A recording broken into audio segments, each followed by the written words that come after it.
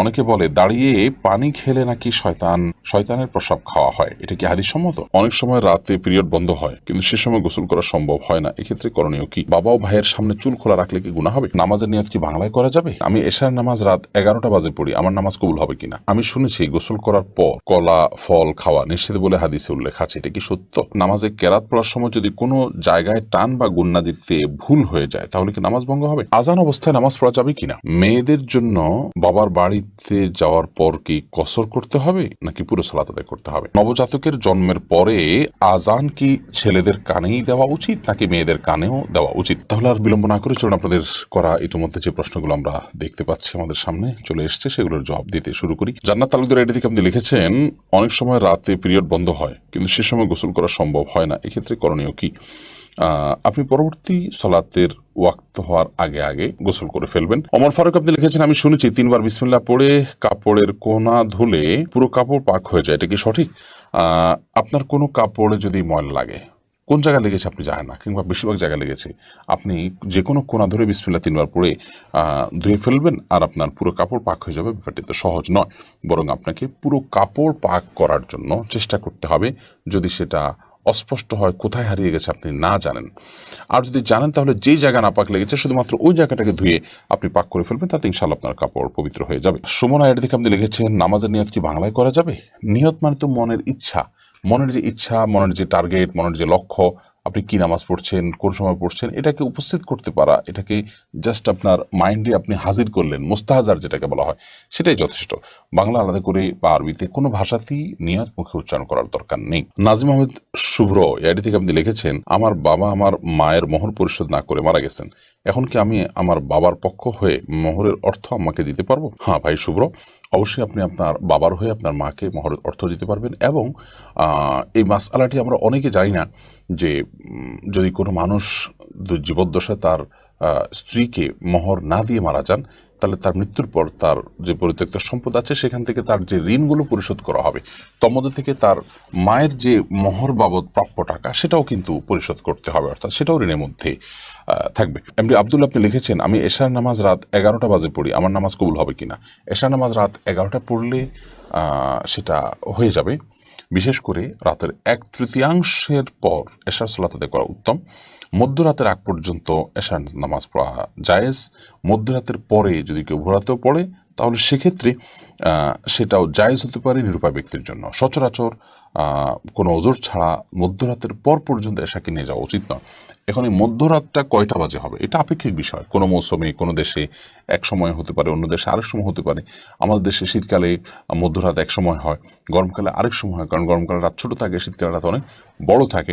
তো এটা ভ্যারি করবে যে সূর্য ডোবা থেকে নিয়ে শোবে সাদেক বা ফজর ওয়াক্ত শুরু হওয়া পর্যন্ত পুরো সময়টাকে ভাগ করে তার ঠিক মাঝামাঝি যে জায়গাটা সেখানে হলো আপনার আমাদের সীমানা, তার আগে আগে আমাদেরকে এশার সালাত আদায় করতে হবে। আর পরে করলে আদায় হয়ে যাবে, যদি ফজরের সালাতের ওয়াক্ত হওয়ার আগে আগে তাহাজ্জুদের সময় 3টা-4টা বাজে রাত পড়েন তাও আদায় হয়ে যাবে, বাট এটা অনুচিত এবং এরকম বিলম্ব করা উচিত না। নবী করিম সাল্লাল্লাহু আলাইহি সাল্লাম ওয়াক্ত মতো সালাত আদায়ের উপর আমাদের খুব বেশি গুরুত্ব আরোপ করেছেন। সিরাত উর্মি ইসলাম এআইডি থেকে আপনি লিখেছেন, বাবা ও ভাইয়ের সামনে চুল খোলা রাখলে কি গুনাহ হবে?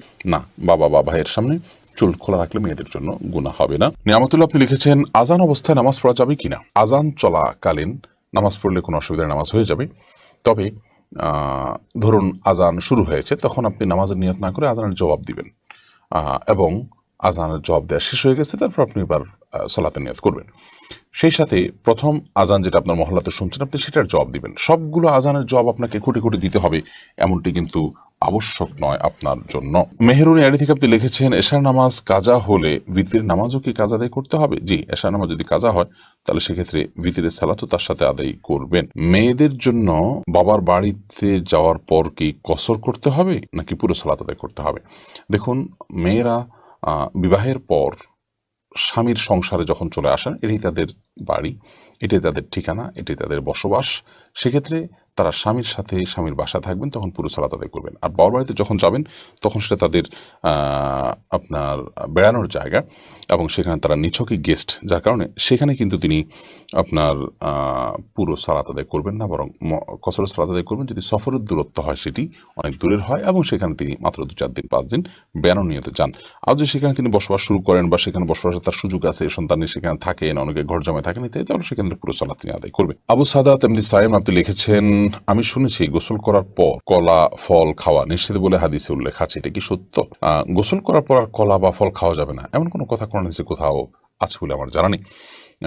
আপনি কলা বা ফল এটা যে কোনো সময় খেতে পারেন, অর্থাৎ আপনি স্বাভাবিক যে কোনো সময় খেতে পারেন, এমনকি গোসল করার পর খাবেন না, আগে খাবেন, সকালে খাবেন না, দুপুরে বিকালে খাবেন, সেটা কিন্তু আপনার ব্যাপার। শরীয়তের এক্ষেত্রে তেমন কোনো বক্তব্য নেই। বিশেষ করে যে কথা বলা হচ্ছে এখানে যে গোসলের পর কলা খাওয়া ফল খাওয়া নিষেধ, এরকম কোনো কথা হাদিসে নাই। এটি যদি কেউ বলে থাকেন সেটি ভিত্তিহীন এবং মন গড়া। মোনালিসা মুন আপনি লিখেছেন, নবজাতকের জন্মের পরে আজান কি ছেলেদের কানেই দেওয়া উচিত নাকি মেয়েদের কানেও দেওয়া উচিত?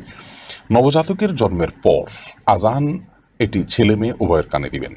আমরা অনেকে এক্ষেত্রে মনে করি শুধু ছেলেদের কানে দিতে হবে, না, উত্তর হলো ছেলে মেয়ে উভয়টির কানে দিতে হবে, এটি সঠিক। এবং আজান সম্পর্কে নবজাতকের কানে সপ্তম দিনে আজান, জন্মের পরে তাকে আজান দেওয়া, এ বিষয়টি বিভিন্ন হাদিস দ্বারা প্রমাণিত। যদি হাদিসের সনদগুলোকে মুহাদ্দিসরা অনেকে দুর্বল বলেছেন, কিন্তু সেটা আমলযোগ্য, এবং যার কারণে নবজাতকের শিশু তার কানে আজান দিতে হবে জন্মের পর, সেটি ছেলে হোক কিংবা মেয়ে হোক। যদি এটা ওয়াজিব নয়, কিন্তু দিলে সেটা ভালো, মুস্তাহাব। এমনি সালমান আপনি লিখেছেন, নামাজে কেরাত পড়ার সময় যদি কোনো জায়গায় টান বা গুন্না দিতে ভুল হয়ে যায় তাহলে কি নামাজ ভঙ্গ হবে? সাধারণত মদগা গুন্নাতে ভুল হলেই নামাজ ভঙ্গ হয়ে যাবে, ব্যাপারটা এত সহজ নয়। তবে এটি কখনো কখনো হতে পারে এমন যে আপনার লাহানের জালি হয়ে গেল, যে মদ বা টেনে পড়া বা না পড়ার কারণে অর্থ বিকৃত হয়ে ভয়াবহ কোনো অর্থ দাঁড়ালো, যেটা কোরআনের উদ্দেশ্যের পরিপন্থী, তাহলে সেক্ষেত্রে লাহানের জালিটা নামাজ ভঙ্গের কারণ হতে পারে। আহসান হাবিব আপনি লিখেছেন, বিয়ের মহরানা কি ছেলের নিজের উপার্জিত হতে হবে নাকি ছেলে তার বাবা থেকেও নিতে পারবে? বিয়ের মহরানা এটা ছেলের উপার্জিত অর্থেই হতে হবে এমনটা আবশ্যক নয়, বরং তার বাবা থেকে সে চাইলে নিতে পারে। এবং আপনার বাবা যদি তার ছেলেকে মহারণার টাকা দেন, মা যদি দেন, কোনো বন্ধু বান্ধব যদি দেন, বা অন্য কেউ যদি তাকে হেল্প করেন, তাহলে সেটা তার জন্য নাজায়েজ বা গুনাহের কিছু হবে না। কারণ একজন আরেকজনকে গিফট উপঢৌকন দিতেই পারেন। বাকি এটি মূল আপনার কর্তব্য হলো, এটি আদায় করা কর্তব্য হলো ছেলের উপর। তাকে কেউ দিয়ে দিল যে ঠিক আছে তোমারটা আমি আদায় করে দিলাম, বা তোমাকে আমি টাকা দিলাম তুমি এটা দিয়ে আদায় করিও, সেটা জায়েজ হতে পারে। ইয়াসমিন খাতুন আপনি লিখেছেন, অনেকে বলে দাঁড়িয়ে পানি খেলে নাকি শয়তানের প্রসাব খাওয়া হয়, এটা কি হাদিস সম্মত? না ভাই, এটা হাদিস সম্মত কোনো কথা নয়। আমরা অনেক মন গড়া কথাবার্তা বানিয়ে নিয়েছি, যেগুলো হয়তো মানুষকে সংশোধন করার উদ্দেশ্যে কেউ বানিয়েছেন। যেমন দাঁড়িয়ে পানি করলে সেটা শয়তানের পেশাব খাওয়া হয়, নাউজুবিল্লাহ। তারপরে কেউ যদি শুয়ে শুয়ে বই পড়ে তাহলে সেক্ষেত্রে ক্ষতি হয় মুখটা। তারপরে বই পড়ে যদি কেউ পৃষ্ঠা খুলে রেখে যায় তাহলে শয়তান পড়ে ফেলে। এগুলো সব লোকমুখে প্রচলিত এবং বানোয়াট কথা, যেগুলোর কোনো ভিত্তি কোরআন হাদিসে কোথাও নেই। এগুলো যারা বানিয়েছেন হয়তো বা তারা এই জন্য বানিয়েছেন যে ধরুন দাঁড়িয়ে পেশা পানি খাওয়া তো আসলে স্বাস্থ্যের জন্য ভালো না, গলা আটকে যেতে পারে, আর শরীরের দৃষ্টিকোণ থেকে এটা ভালো জিনিস না। তো এই খারাপ কাজটা যাতে কেউ না করে সেজন্য একটু শক্ত করে একটা বানোয়াট কথা দিয়ে তাকে ভয় দেখাই দিলেন। তো এই ধরনের বিষয়গুলো সৎ উদ্দেশ্য করা হলেও অনুচিত এবং নাজায়েজ। কারণ মান কাযিবা আলাইয়া মুতাআম্মিদান ফালিয়াতাবাওয়া মাকআদাহু মিনান নার। নবী সাল্লাল্লাহু আলাইহি ওয়াসাল্লাম বলেছেন, আমার নামে যে মিথ্যা কথা বলবে, মিথ্যা কথা রটাবে, সেই জন্য তার ঠিকানাকে জাহান্নামে জেনে রাখে। বিধায় এই ধরনের আপনার পানি পান এই ধরনের কথা বলা এটা জায়েজ এবং গুনাহের কথা।